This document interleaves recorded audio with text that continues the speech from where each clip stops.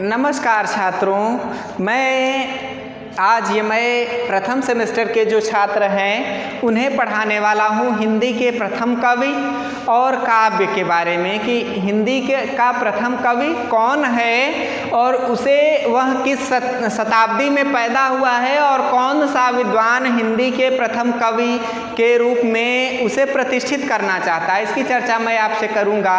आप जानते हैं कि हिंदी साहित्य हमारा बहुत ही उत्कृष्ट साहित्य है और इस साहित्य के प्रथम कवि के लिए विद्वानों में परस्पर आपसी मतभेद है। कुछ विद्वान हैं जिनकी रचनाओं में हिंदी का स्वरूप भी नहीं मिलता है, उनकी रचनाओं को कुछ पद्यों के आधार पर, दो चार दोहों के आधार पर हिंदी का प्रथम कवि उन्हें घोषित करते रहते हैं। तो उस बात को यहाँ मैं आपको बताऊँगा, फिर इसके बाद बताऊँगा कि सर्वमान्य रूप से किसे हिंदी का प्रथम कवि मानना चाहिए, कि हिंदी के प्रथम कवि कौन हैं। तो चलिए चर्चा हम करते हैं। एक तरफ देखिए, आप कॉलम बना लेंगे कवि, दूसरी तरफ कवि का समय, फिर तीसरी तरफ आपको लिखना चाहिए कि हिंदी के प्रथम कवि मानने वाले विद्वान कौन हैं, मानने वाला विद्वान कौन है। तो देखिए, सबसे पहले पुष्य या पुंड को हिंदी का प्रथम कवि माना जाता है। किसे? पुष्य या पुंड को। इनका नाम पुष्य के रूप में प्रसिद्ध है। यह 7वीं शताब्दी के आचार्य रहे हैं और इन्हें मिश्र बंधु, कौन? मिश्र बंधु यानी शिव सिंह मिश्र बंधु से तात्पर्य है श्याम बिहारी, सुखदेव बिहारी और गणेश बिहारी। और मिश्र बंधुओं के अलावा इन्हें और कौन पहला विद्वान मानता है? तो शिव सिंह सेंगर। कौन? शिव सिंह सेंगर। फिर कौन मानता है पहला विद्वान, पहला आचार्य? George Grierson. ये मानते हैं कि ये हिंदी के पुष्य या पुंड पहले कवि हैं। तो देखिए, इन तीनों आचार्यों ने हिंदी का पहला कवि पुष्य या पुंड को स्वीकार किया है और शिव सिंह सेंगर ने तो यहाँ तक पुष्य को कहा है कि ये भाषा की जड़ हैं, यानी भाषा को शुरू करने वाले आचार्य हैं। फिर इसके बाद अगले आचार्य आते हैं सरहपा। कौन है हिंदी के प्रथम कवि? सरहपा, जो यमए फर्स्ट सेमेस्टर वाले छात्रों के पाठ्यक्रम में भी आपको इन्हें पढ़ना है। तो सरहपा को भी हिंदी का पहला कवि माना जाता है। इनका समय कब माना जाता है? तो इनका समय 8वीं शताब्दी। कौन सा? 8वीं शताब्दी इनका समय माना जाता है। इन्हें हिंदी का प्रथम कवि कौन मानता है? तो राहुल सांकृत्यायन। कौन मानता है? राहुल सांकृत्यायन। ठीक है। फिर इसके बाद अगले कवि हैं, अगले हिंदी के प्रथम कवि माने जाते हैं स्वयंभू। कौन? स्वयंभू का समय कब माना जाता है? तो स्वयंभू का समय 8वीं शताब्दी माना जाता है। कब? 8वीं शताब्दी। और इन्हें हिंदी का प्रथम कवि कौन मानता है? राम कुमार वर्मा, डॉक्टर राम कुमार वर्मा। कौन वर्मा? डॉक्टर राम कुमार वर्मा। ये एकांकीकार के रूप में हिंदी साहित्य में प्रसिद्ध रहे हैं। फिर इसके बाद और कौन है जिन्हें हिंदी का पहला कवि माना जाता है? और कौन से आचार्य हैं या और कौन कवि हैं? तो शालिभद्र सूरि हैं। कौन हैं? शालिभद्र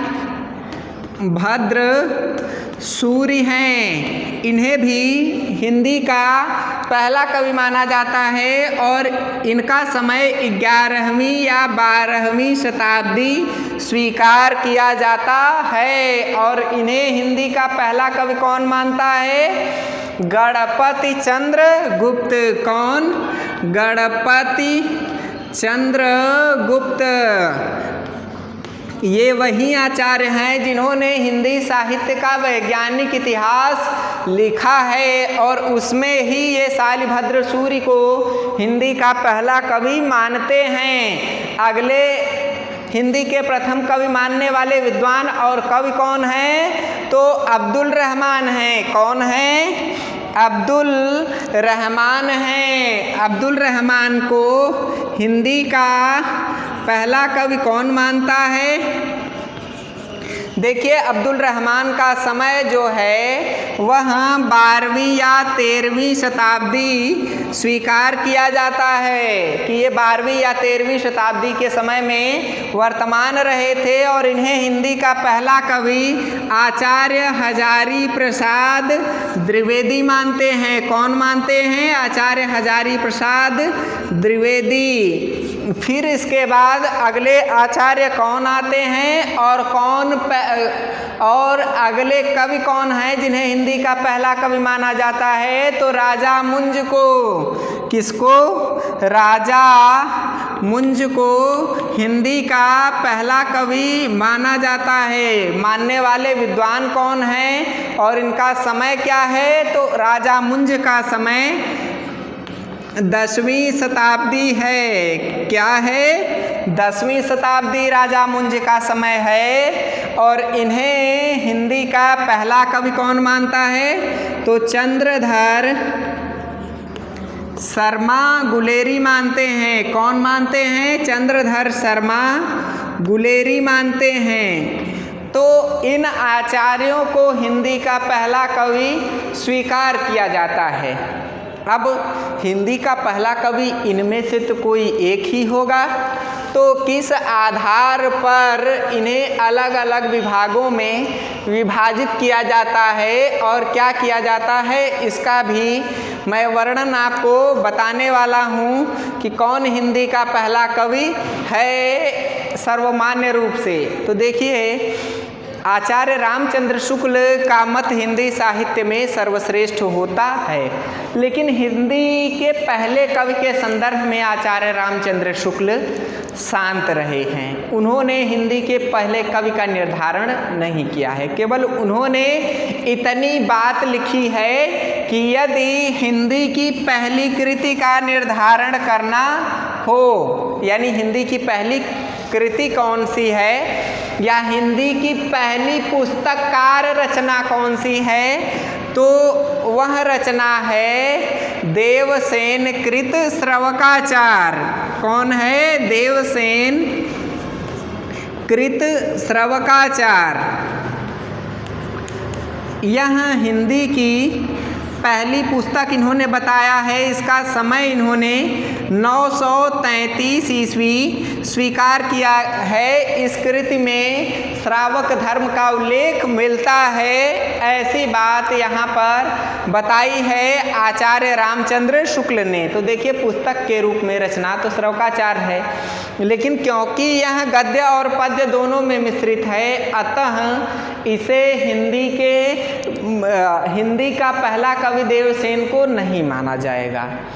तो इनमें हम निर्धारण करते हैं कि कौन हिंदी का पहला कवि हो सकता है। तो देखिए, सबसे पहले पुष्य या पुंड को, यह तो पूरी तरह से अपभ्रंश भाषा में लेखन करने वाले कवि के रूप में विख्यात रहे हैं। इसमें कोई संदेह नहीं है कि पुष्य पहले कवि हैं कि नहीं हैं। पुष्य सर्वमान्य रूप से पहले कवि के रूप में विख्यात रहे हैं। फिर कौन है? अब पुष्य पहले कवि के रूप में विख्यात हैं, लेकिन इनकी रचना जो है वह अपभ्रंश भाषा में लिखी गई है और इनसे पहले तो स्वयंभू ही आ जाते हैं, क्योंकि पुष्य की रचनाएं पुष्य या पुंड या पुष्पदंत की रचना जो है काव्य रत्नाकर आदि पुराण, महापुराण, रय कुमार चर्यु और जसहर चर्यु, इन चारों ग्रंथों का जब हम आकलन करते हैं तो इन चारों ग्रंथों के आकलन पर तो इस निष्कर्ष पर पहुंचते हैं कि जब जिन्होंने की पूरी रचना अपभ्रंश में की है वो कैसे हिंदी के पहले कवि हो सकते हैं। फिर हम आते हैं राहुल सांकृत्यायन के सरहपा कवि पर। ये 8वीं शताब्दी के कवि हैं और इन्होंने कई ग्रंथों की रचना की है, जिसमें दोहा कोश पूरी तरह से हिंदी के पुराने रूप का दर्शन करवाने वाली कृति है। और सरहपा जो राहुल सांकृत्यायन जी द्वारा निर्धारित किए गए हैं पहले कवि, इनमें क्या क्या विशेषताएं हैं मैं उसकी चर्चा आपसे करना चाहूँगा। कि पहला तो वर्ण विषय और चेतना दृष्टि क्या है। पहला वर्ण विषय को लेकर कि वर्ण विषय के रूप में यह एक श्रेष्ठ हिंदी के गुणों का अनुपालन करने वाली है। दूसरा आधार मैंने बनाया है शैली के आधार पर। तो शैली के आधार पर भी हिंदी यानी अपभ्रंश की कम बातें इसमें मिल रही हैं और हिंदी की अधिक बातें मिल रही हैं। और क्या, और यह है कि सिद्ध साहित्य जो है वह अपभ्रंश साहित्य की केचुल छोड़ रहा है। अपभ्रंश के शब्द उसमें हैं लेकिन हिंदी के शब्द अधिक मात्रा में हैं। और क्यों हिंदी का पहला कवि मैं मान रहा हूँ, और इसलिए मान रहा हूँ क्योंकि इन्होंने दोहा और पद शैली का उपयोग किया है, क्योंकि उससे पहले दोहा और पद शैली का उपयोग अपभ्रंश में नहीं हुआ है। तो इस कारण से इन तीनों गुणों के कारण इन्हें हिंदी का पहला कवि मानना चाहिए। कुछ विद्वान हैं कहते हैं कि ये अपभ्रंश साहित्य में भी लेखन कार्य किए हैं, इसलिए इन्हें हिंदी का पहला कवि नहीं मानना चाहिए। तो वो केवल एक सोची मानसिकता है। यदि उन्होंने एक पुस्तक में हिंदी भाषा का उपयोग किया है तो क्योंकि हिंदी की सबसे पुरानी रचना इनके दोहा कोश में मिलती है, अतः इस आधार पर मैं यही कहूँगा कि सरहपा ही हिंदी के प्रथम कवि हैं और सर्वमान्य रूप से भी सरहपा हिंदी के प्रथम कवि माने जाते हैं। स्वयंभू पुष्पदंत के समान पूरी तरह से अपभ्रंश में रचना कर रहे हैं। शालिभद्र सूरि इन्होंने भी, ये जैन साहित्य के हैं लेकिन इनका समय 11वीं और 12वीं शताब्दी है। इस समय तो हिंदी का स्वरूप एकदम स्पष्ट हो चुका था। तो इस आधार पर शालिभद्र सूरि और को हिंदी का प्रथम कवि माना नहीं जाएगा।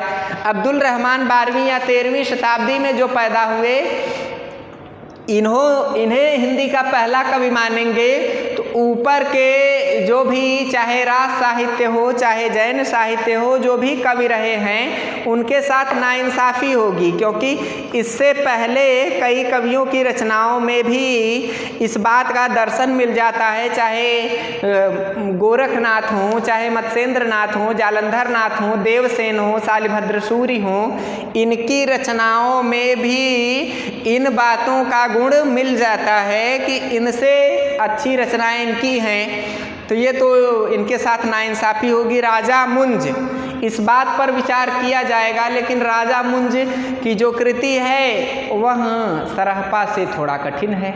अगर भाषा का उदाहरण मैं आपको जब पढ़ाने लगूंगा सरहपा को, तब वहाँ उदाहरण दे करके प्रस्तुत करूंगा। यहाँ केवल इतनी बात आप समझ लीजिए कि राजा मुंज भी सरहपा से श्रेष्ठ हिंदी भाषा का उपयोग नहीं कर सके हैं। केवल सरहपा से द्वंद्व करने वाले एक ही कवि हैं, वो हैं राजा मुंज। तो राजा मुंज और सरहपा में सरहपा की भाषा थोड़ा सा मुंज से कठिन है, किंतु हिंदी का प्रारंभिक स्वरूप है। इस कारण से सर्वमान्य रूप से सरहपा को हिंदी का प्रथम कवि माना जाता है। फिर इसके बाद छात्रों, मैं आपसे चर्चा करने वाला हूँ अगले विषय पर। अब इसके बाद मैं आपसे आदिकाल के साहित्य का, या आपका जो पेपर है प्राचीन काव्य के साहित्य का वर्गीकरण कराना चाहूँगा, क्योंकि आपसे ये पूछ लेता है कि प्राचीन काव्य का वर्गीकरण करिए और प्राचीन काव्य के कितने प्राचीन काल में या प्राचीन आपके पाठ्यक्रम में निर्धारित प्राचीन काव्य में कितने साहित्यों की रचना हुई है, कितने प्रकार की। तो उस साहित्य के लिए मैं आपको पढ़ाना चाहूँगा यह। तो देखिए, सबसे पहले तो एक बात आपको समझ लेनी है कि प्राचीन काव्य में कुल मिलाकर 7 तरह के साहित्यों की रचना हुई है। सबसे पहला साहित्य है अपभ्रंश साहित्य। क्या? अपभ्रंश साहित्य। फिर इसके बाद कौन से साहित्य की रचना हुई है? तो अपभ्रंश साहित्य के बाद सिद्ध साहित्य की रचना हुई है। सिद्ध साहित्य की रचना हुई है। सिद्ध साहित्य के बाद नाथ साहित्य की रचना हुई है। किसकी? नाथ साहित्य की रचना हुई है। नाथ साहित्य के बाद रास साहित्य की रचना हुई है। रास या जैन साहित्य की रचना हुई है आदिकाल में। रास या जैन साहित्य के बाद किसकी रचना हुई है? तो रासो साहित्य की रचना हुई है। किसकी? रासो साहित्य की रचना हुई है। रासो साहित्य के बाद किसकी रचना हुई है? तो रासो साहित्य के बाद लौकिक साहित्य की रचना हुई है। किसकी? लौकिक साहित्य की रचना हुई है। और किसकी रचना हुई है? गद्य साहित्य की। किसकी? गद्य साहित्य की रचना हुई है। तो प्राचीन काव्य में इतने प्रकार के साहित्यों की रचना आपको देखने को मिल जाएगी। तो इन साहित्यों में सबसे पहले मोटी मोटी जानकारी कभी कभी पूछ लेता है, हमेशा नहीं लेकिन अधिकतर पूछ लेता है कि अपभ्रंश साहित्य किसे कहते हैं, विस्तार से समझाइए। तो आप ये समझिए कि हिंदी साहित्य का आरंभ हिंदी साहित्य के आरंभ से पूर्व अपभ्रंश साहित्य में ही रचनाएं हो रही थी। और अपभ्रंश साहित्य को पुरानी हिंदी नाम चंद्रधर शर्मा गुलेरी ने दिया है कि पुरानी हिंदी अपभ्रंश साहित्य के रूप में थी। यह जो साहित्य है अपभ्रंश साहित्य, यह प्राकृताभास हिंदी के नाम से भी जाना जाता है। भोलाशंकर व्यास ने हिंदी के आरंभिक स्वरूप को अवहट्ट या अपभ्रंश नाम दिया है। श्याम सुंदर दास हजारी प्रसाद द्विवेदी अपभ्रंश साहित्य का विवेचन करते हुए आदिकाल के भीतर ही अपभ्रंश साहित्य को समाहित करते हैं और बताते हैं कि 10वीं से 14वीं शताब्दी का काव्य, जिसे हिंदी साहित्य का आदिकाल कहते हैं, भाषा की दृष्टि से वह अपभ्रंश साहित्य को ही बढ़ावा देने वाला रहा है। इसी अपभ्रंश बढ़ाव को कुछ लोग उत्तरकालीन अपभ्रंश भी कहते हैं। निश्चित रूप से 12वीं शताब्दी तक अपभ्रंश भाषा ही पुरानी हिंदी का स्वरूप रही थी। इस साहित्य में लेखन करने वाले कुछ महत्वपूर्ण कवि हैं जिनके बारे में पूछता है कि अपभ्रंश साहित्य के प्रमुख कवियों का नाम बताइए। तो अपभ्रंश साहित्य के प्रमुख कवि हैं स्वयंभू। कौन? स्वयंभू। और स्वयंभू के बाद पुष्पदंत। पुष्पदंत के बाद आते हैं धनपाल। धनपाल, जोइंदू। फिर इसके बाद जोइंदू के बाद राम सिंह। इसके बाद अब्दुल रहमान। अब्दुल रहमान के बाद जिनदत्त सूरी। जिनदत्त सूरी।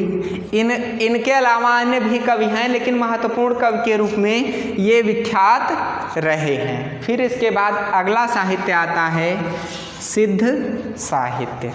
तो देखिए छात्रों, जो आपका सिद्ध साहित्य है, सिद्धों में उन वाणियों को रखा जाता है जो बौद्ध मत से प्रभावित थे, जिन्होंने बौद्ध धर्म के महत्वपूर्ण बिंदुओं की रचना की है, जिन्होंने बौद्ध धर्म को एक तरह से नवीनता प्रदान करने का कार्य किया है। सिद्ध साहित्य की परंपरा की शुरुआत बौद्ध धर्म के विकृति से प्रारंभ होता है कि बौद्ध धर्म जहाँ आडंबरों में विभक्त हो गया, जहाँ तरह तरह के जादू टोने, तरह तरह की नवीनताओं से आबद्ध बातों का समायोजन किया जाने लगा। उस स्थान पर सिद्ध साहित्य का उदय होता है।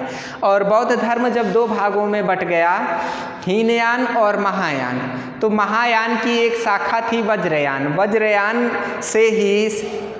वज्रयान के जो साधक थे, उन्होंने जो रचनाएं की, वे रचनाएं सिद्ध साहित्य के रूप में प्रसिद्ध हैं, जिसमें हिंदू मत का भी प्रभाव स्पष्ट रूप से दृष्टिगोचर होता है। और सिद्ध साहित्य के जो प्रमुख कवि हैं, प्रमुख कवि के रूप में सिद्ध साहित्य में 3-4 कवि हैं जिनका नाम अत्यंत ही महत्वपूर्ण है। वैसे तो सिद्धों की संख्या 84 बताई जाती है कि 84 सिद्ध हैं, लेकिन आपके पाठ्यक्रम में आपको पढ़ने के लिए केवल 4-5 ही सिद्धों की आवश्यकता है।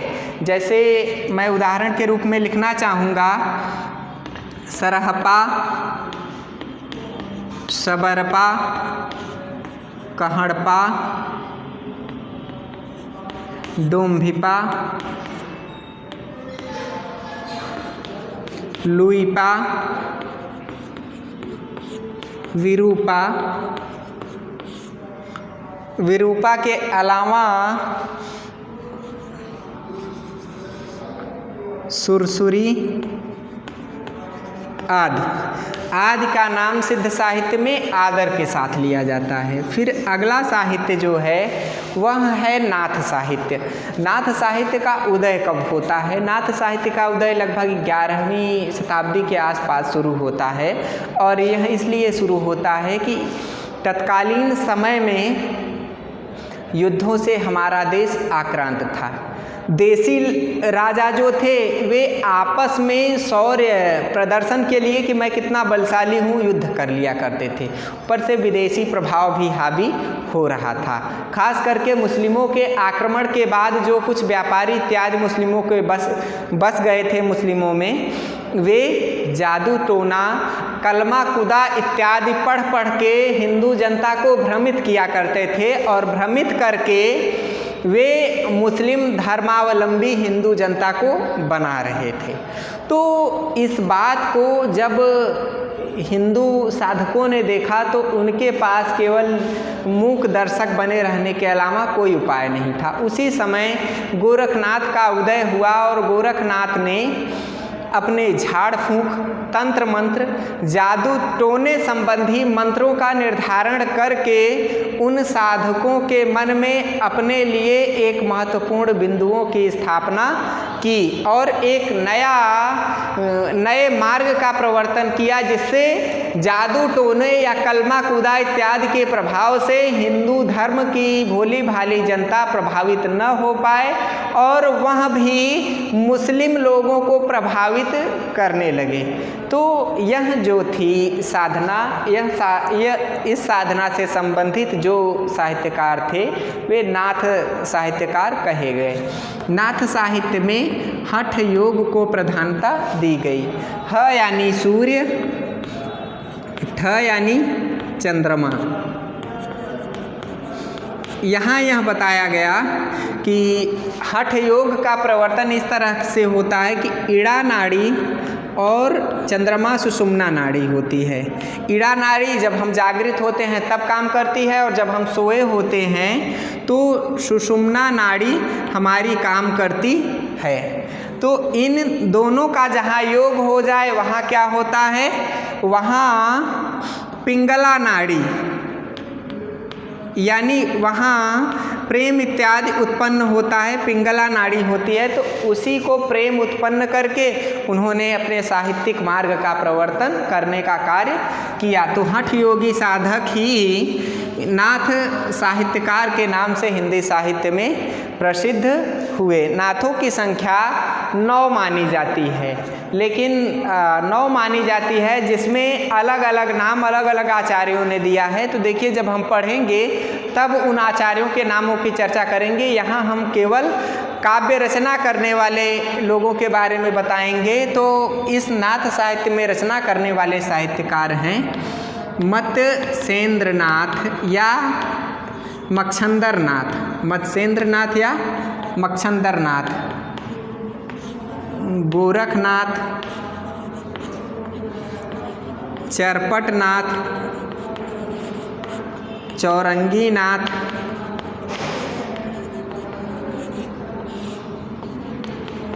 गाहिड़ीनाथ आदि। चरपट, चौरंगी और गाहिड़ीनाथ आदि ने इस नाथ साहित्य में रचना की है। वैसे तो देखिए छात्रों, 9 नाथों की संख्या आदिनाथ, मत्स्येंद्रनाथ, गोरखनाथ, चरपटनाथ, चौरंगीनाथ, गाहिड़ीनाथ और हरिश्चंद्र इत्यादि माने जाते हैं, लेकिन रचना इन्हीं की मिलती है, अतः इन्हीं की रचनाओं को हम श्रेष्ठ मानेंगे। फिर इसके बाद देखिए अगला जो साहित्य है वह साहित्य है रास साहित्य या जैन साहित्य। जैन कवियों ने जिस साहित्य में रचनाएं की हैं वे जैन साहित्य या रास साहित्य के नाम से प्रसिद्ध हैं। जो कृष्ण लीला से संबंधित रास अवलोकन या रसिक बातें जो होती हैं वे रास साहित्य के अंतर्गत आती हैं। रास साहित्य एक तरह से जैसे स्त्रियां झूला झूलती हैं या जब धान लगाया जाता है तो धान लगाते समय जो गीत गाए जाते हैं, या कृष्ण जी जो रास लीला करते थे तो कृष्ण से संबंधित जिन बातों का गान किया जाता था वह रास साहित्य में अवतरित होती हैं, यानी मनोरंजन से संबंधित बातों का उल्लेख रास साहित्य में होता है।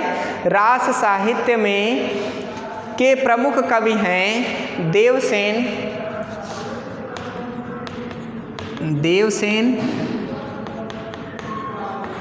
शालिभद्र सूरि, देवसेन है, शालिभद्र सूरि हैं, आसगु हैं, जिन धर्म सूरि हैं। फिर इसके बाद जिन धर्म सूर्य के अलावा हेमचंद्र हैं, सोमप्रभ सूरि हैं, हेमचंद्र, सोमप्रभु सूर्य आदि रास साहित्य में लेखन करने वाले आचार्य रहे हैं। रासो साहित्य फिर आता है। रासो साहित्य यानी वीर गाथात्मक कृतियों को लेकर रचनाओं का वर्णन करने वाला साहित्य रासो साहित्य कहा गया। रासो साहित्य में लेखन करने वाले प्रमुख आचार्यों के रूप में जो प्रसिद्ध रहे हैं वे इस प्रकार हैं। पहले नरपति नाल्ह, कौन?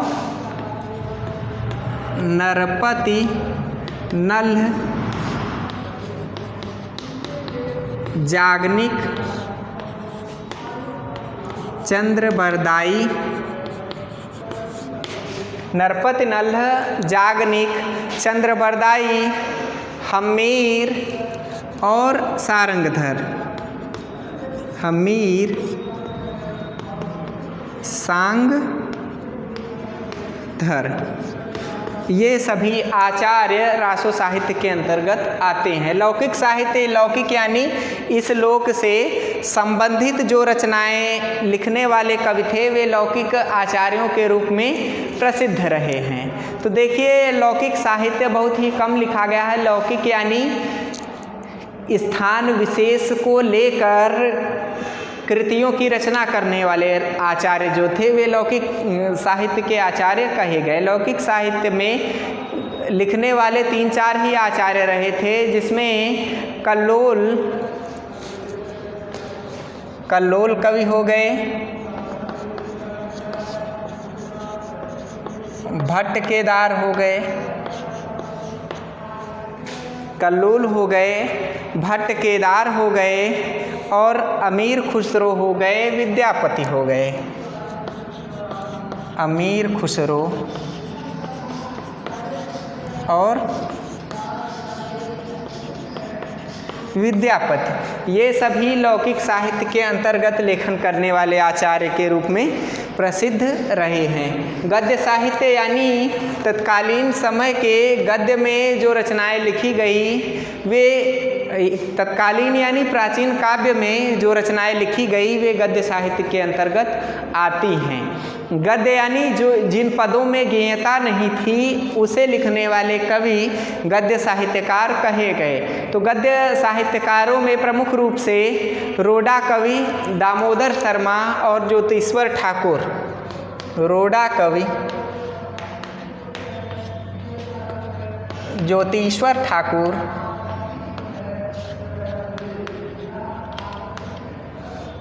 और दामोदर शर्मा का नाम अत्यंत ही उत्कृष्टता के साथ लिया जाता है। रोडा कवि ने राउवेल लिखा था, ज्योतिश्वर ठाकुर ने उक्ति व्यक्ति प्रकरण लिखा था, दामोदर शर्मा जो थे उन्होंने दामोदर शर्मा उक्ति व्यक्ति प्रकरण लिखा था और ज्योतिश्वर ठाकुर जो थे इन्होंने वर्ण रत्नाकर नाम का ग्रंथ लिखा था, जो ग्रंथ अपनी विशिष्ट कृतियों की रचना के लिए प्रसिद्ध था। यानी वर्णों, एक एक वर्णों के उच्चारण स्थान का वर्णन इसमें मिलता है। तो आज के वीडियो में इतना ही, अगले वीडियो में मिलेंगे तो आगे की बात पर चर्चा करेंगे। तब तक के लिए धन्यवाद।